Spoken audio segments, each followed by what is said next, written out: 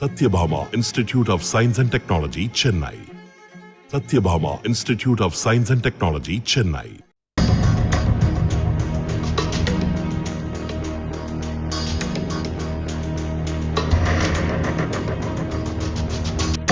திண்டுக்கல் மாவட்டம் நிலக்கோட்டை அருகே உள்ள குல்லிச்செட்டிப்பட்டியை பூர்வீகமாக கொண்டவர் ராமுதாயி. 72 வயதான இவரது மகன் நடராஜன் வெளிநாட்டில் கப்பலில் என்ஜினியராக பணிபுரிந்து வருகிறார். இதனால் தற்போது மதுரை ஆத்திக்குளம், குறிஞ்சிநகர், கம்பர் தெரு பகுதியில் உள்ள வீட்டில் ராமுதாயி தனியாக வசிக்கிறார்.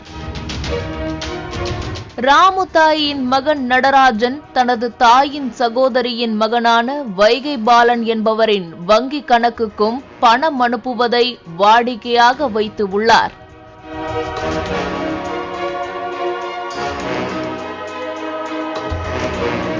சுமார் 15 கோடியே 62 லட்சத்து 35,000 ரூபாய் நடராஜன் இதுவரை அனுப்பியுள்ளார். அதை கொண்டு மதுரை, சென்னை உள்ளிட்ட பல்வேறு இடங்களில் சொத்துகளும் வாங்கப்பட்டு வந்து உள்ளன. இந்த சொத்துகளுக்கு காப்பாளராக வைகை பாலன் நியமிக்கப்பட்டிருந்துள்ளார். இதற்கிடையே நகைகள் மற்றும் சொத்துக்களை கைப்பற்றும் நோக்கத்தில் வைகை பாலன் மற்றும் அவரது மனைவி ஜெயலட்சுமி ஆகியோர் சேர்ந்து ராமுதாயை வெள்ளைத்தாளில் கையெழுத்து கேட்டு மிரட்டி வந்துள்ளனர்.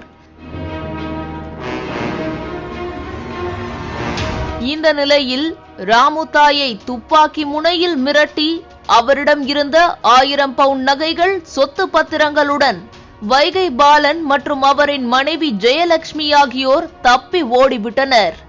இது குறித்து ராமுதாய் தல்லாக்குளம் போலீசில் புகார் அளித்தார். இதையடுத்து வைகை பாலனை போலீசார் கைது செய்தனர். ஆனால் அவரின் மனைவி ஜெயலட்சுமி தொடர்ந்து தலைமறைவாக உள்ளார். வைகை பாலன் குல்லிச்செட்டிப்பட்டி கிராம ஊராட்சி தலைவராகவும் OPS கட்சியின் திண்டுக்கல் மேற்கு மாவட்ட செயலாளராகவும் உள்ளார்.